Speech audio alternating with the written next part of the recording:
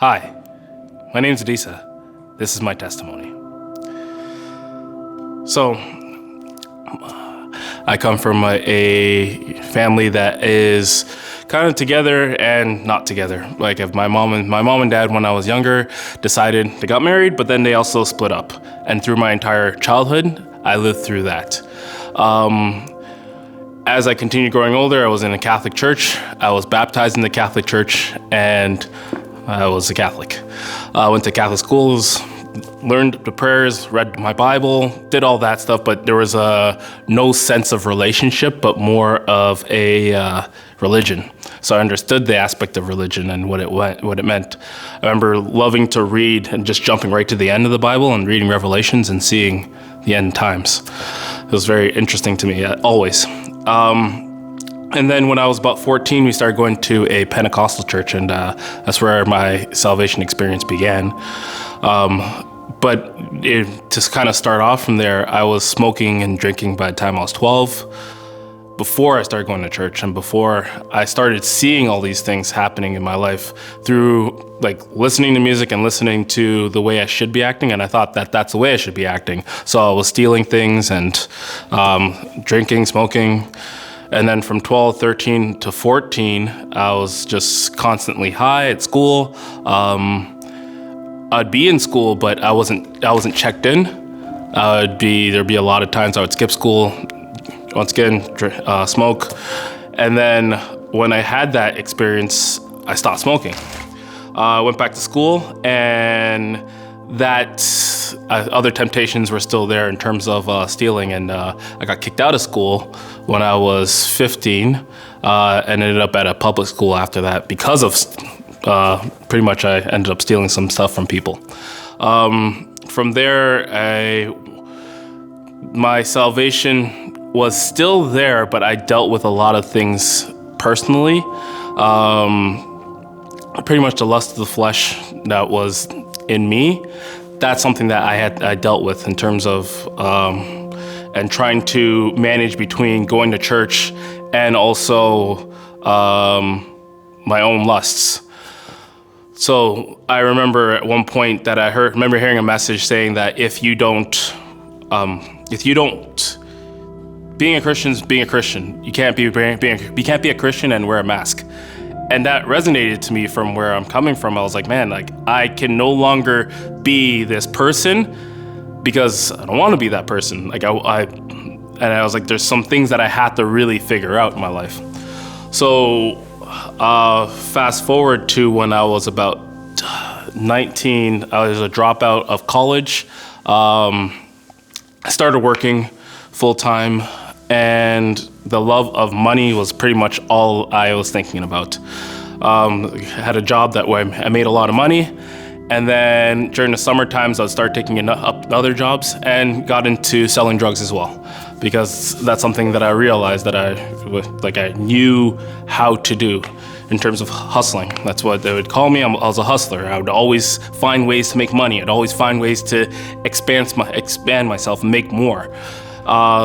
Pretty much I can soak it up all to greed, because when it came down to it, I wanted more. And as I kept on progressing through my life, my saying was, any opportunity that I have to make money, I will take it. Fast forward to when I was about 20, I was in college again, I was living out on my own, and an opportunity came. And now this opportunity was to be able to get into some criminal activities. And when that opportunity came, I took it. It started off very small. We were stealing different things from it actually wasn't small. We were stealing some different things. And then it escalated from there. Became a huge thing to the point where it got into home invasion. And from there, it got into assaults, and from there, it kind of just escalated from there. And it was spiraling, not knowing who I was anymore, because there would be, every night I would end up drinking a bottle of some sort of liquor or drinking a bottle of liquor with smoking a whole blunt of weed. And pretty much all my nights would end off like that. I could no longer just be in my right mind just to live. So from there, I remember one night I asked God, I said, God, I can't do this anymore. I need you to do something with my life. And I don't know how to actually come back. So from there, after praying that prayer, some circumstances happened in my life. I ended up recommitting myself to God, and I was met with my past. When the cops came to me and they asked me whether or not I was involved in the crimes that I did, and I admitted to the fact that I was involved in the crimes I did. So from there, I actually ended up being imprisoned for the crimes that I did commit. I was in prison for about 4 years. And from there, I remember when I got in, the first thing that I kind of had to do was just shut myself off to everything. To everything that was happening outside, to everything that was happening internally, because being in that place, you have to be hard. You have to hold yourself in. You can there's no one to talk to about stuff. So a lot of issues were just internally dealt with, and a lot of anger issues that I ended up having, that ended up getting from being in there, a lot of abandonment issues that ended up displaying itself in there. A lot of issues ended up displaying itself in there, and is a lot of internal issues that I didn't realize until I got to KICC. So I remember the day I got to KICC, I was just out of prison for about a year now. I was still on parole, and I just moved back to Toronto. I had about 3 months left of my parole. And I was invited by my girlfriend to come to KICC. So I said, okay. And I told her, I'm like, she asked me, like, are you gonna come to church again? I'm like, yeah, whatever I have inside of me, I want out. I don't know what it is. I don't know what's happening, but I want to get it out. And if this church is gonna help me, I'm here. This church helped me. And I remember the first day I walked in, and I recognized Pastor Adisa from before. I have had encounters with him. And I remember at the one encounter I remember that he had, I had an earring before, and he used to say that, like, why do you have an earring? And it made logical sense what he told me. And I'm like, that makes sense. I took my earring off, never wore it again from that time. But when I came into KICC, I knew people that were there. I recognized them from different events and different places that I've seen them before, and different hangouts that we've actually had. And I felt the presence of God when I walked in. And I felt familiar, like something familiar, something that was very familiar. And I remember Pastor had a word, and he told Quran, hug him and tell him you're safe. And I remember when soon as Quran hugged me, he just hugged me and said, you're safe.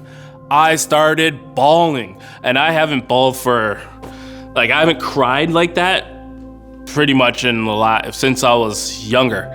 And the tears just started coming down because it was just all this pent up aggression and anger, and I guess this, you call it machismo, like just all there coming out, because realizing that I'm now safe in his presence, safe in this church. And I didn't have to now protect myself. I didn't have to look over my shoulder. I didn't have to feel that edge that I had before.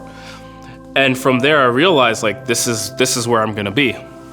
So from there, I've noticed that, like, I've been able to adopt that culture in terms of safety and also grace.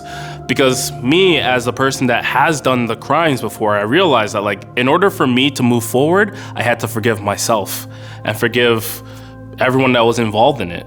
Because of the fact that I can't no longer hold it against people, that it wasn't anyone's fault that I got there, it was me. But now it's not.